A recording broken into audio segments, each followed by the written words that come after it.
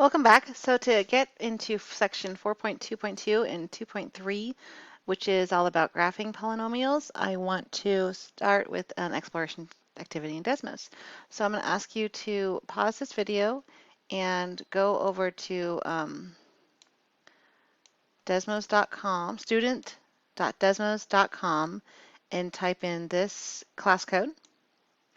And then once you have that up, you can resume this video and I'll kind of walk through the whole slideshow as you are. And once you have signed in with that class code, you should get this screen. So you can sign in with Google or with Desmos if you have an account, so that way you can always access your stuff again. I'm gonna sign in as a guest so I don't come up as a teacher. And let's see what this looks like. So our goal here is to explore the graphs of various polynomial functions.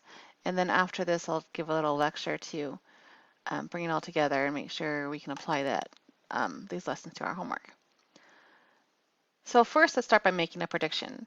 So I'm going to ask you again to pause the video and then sketch the graph of a constant function, a 0-degree polynomial. So what does that mean? So you can either use this pen and you can draw like this, or you can use the straight line tool, and you can even change the color. And I want you to draw the graph of a constant function. So pause this video and while you draw your constant function. And after you've done that, I couldn't resist doing one myself. You have just something like this, something that's a horizontal line. It could be anywhere. It could be depending what your constant function is. This is the graph of f of x equals 1. So that means y equals 1. So I go to the y equals 1 spot, and there's a horizontal line. That means x could be anything, but y is always equal to 1. So I get a horizontal line, slope of 0. That's a 0-degree polynomial. So I want you to describe this graph of this constant function, and why do you think it's a constant function? Type your answer here. You can go ahead and pause this video while you type your answer. And once you're done, click Share with Class. And then come back to this video and push play again. Now let's explore constant functions. So using the slider to change the value of a. Notice that the effect that the value of a has on the graph of a constant function. So what happens when a gets smaller or becomes 0 or is negative or gets really big or really negative?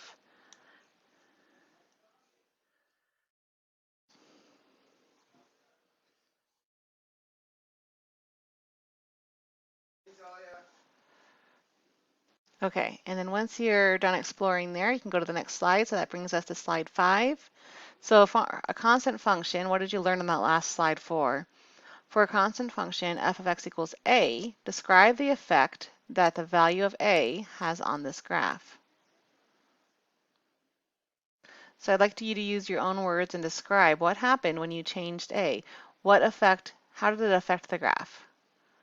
So type your answer here and then click Share with Class.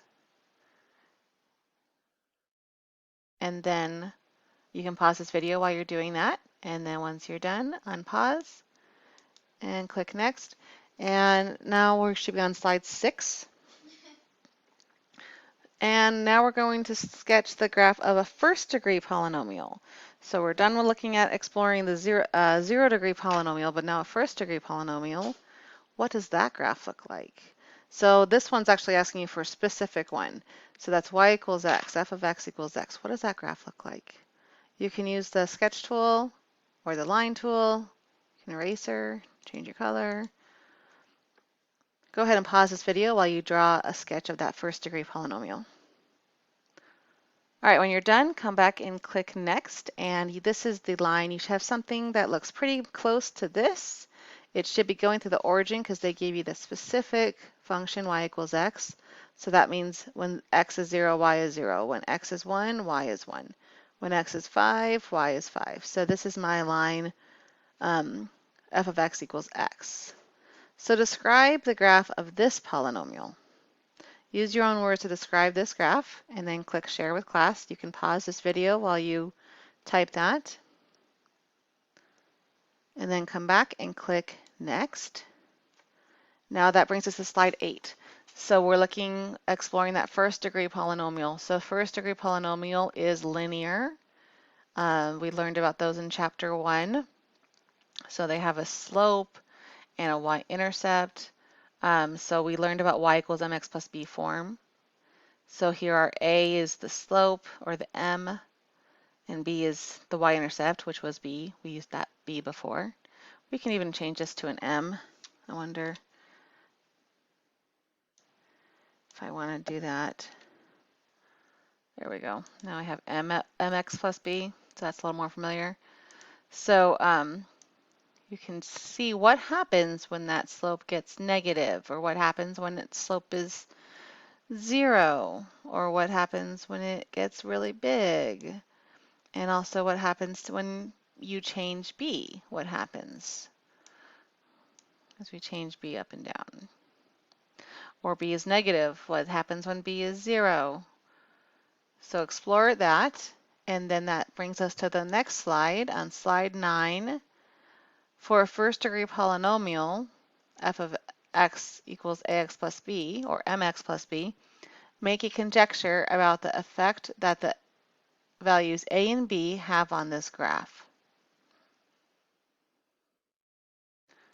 So go ahead and type a conjecture. What happened when you changed a? What happened when you changed b? How does that affect the graph? Pause this video, type up your conjecture, and then click Share with Class. And then when you return, push play, and here, go to the next slide. So that brings us to slide 10. So now we're going to sketch the graph of a second degree polynomial. So this one we just learned more officially today.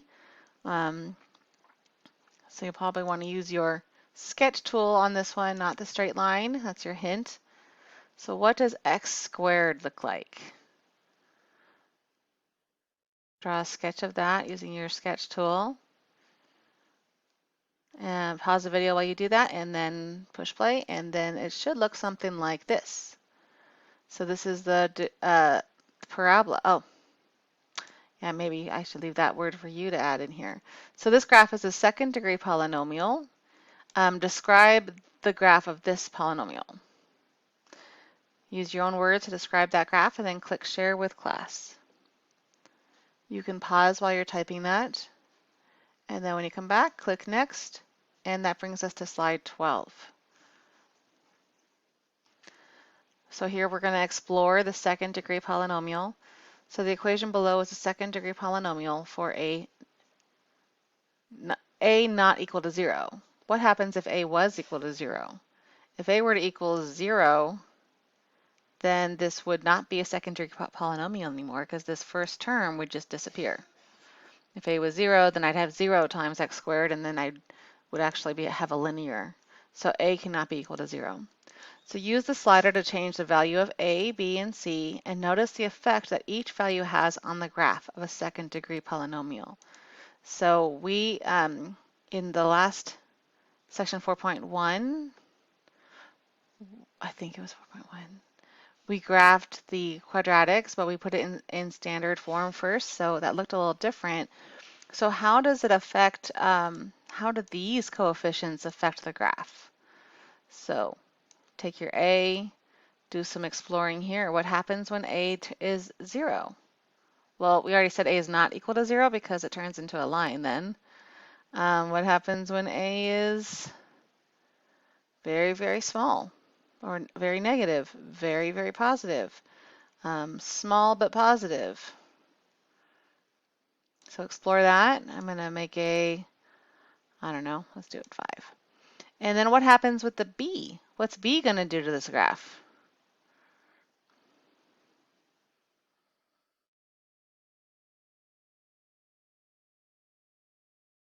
What happens when b is 0? So this is the linear term, the term that's attached to the x, the coefficient of x. What does that mean? How is that affecting the graph? What about c? How does C change things? C is the constant that's tacked on to the end. This might remind you of the shifting that we did. You can think of C as outside the function. So this is just added to the end.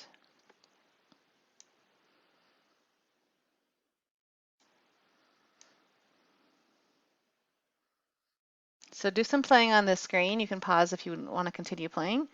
And then join me on slide 13. And on 13, I'm going to ask you to make a conjecture about the second degree polynomials.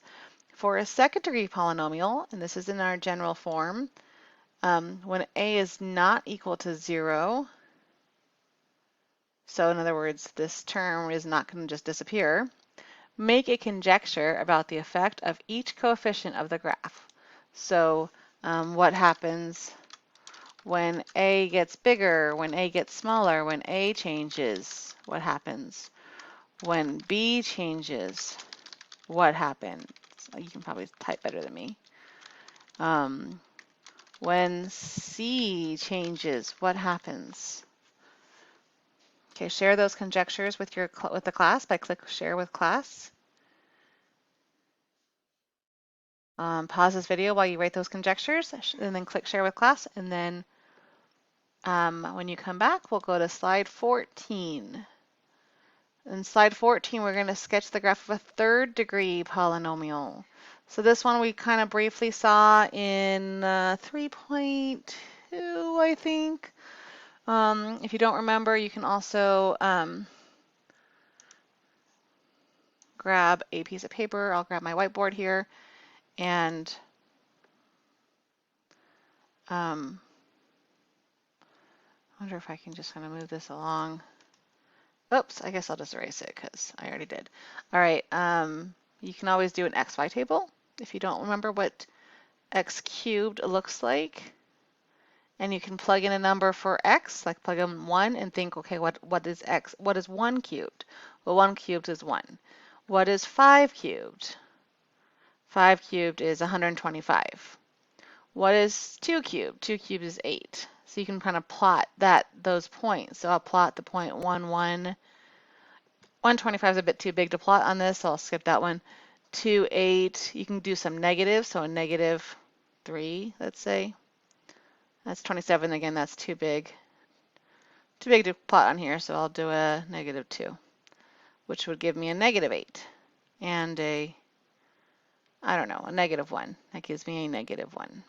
So plot those points on your graph, and what does x cubed look like?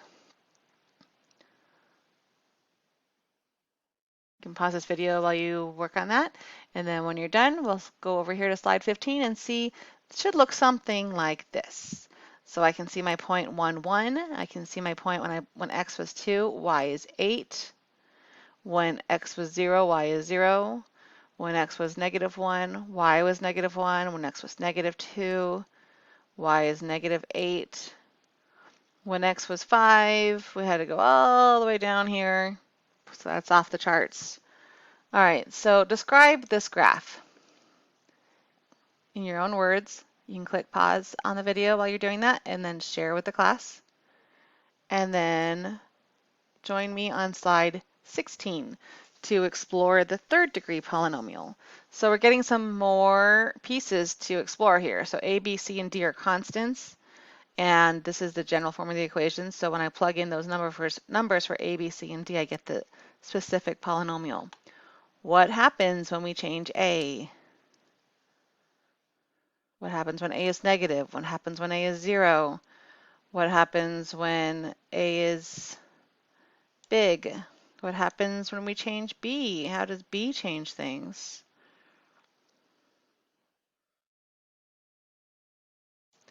What about c? How does c change it? What about d? How does d change things? All right, press pause while you finish exploring, and then join me on slide 17. On slide 17, we're looking at extrema. I'm actually going to pause this video and pick this video back up.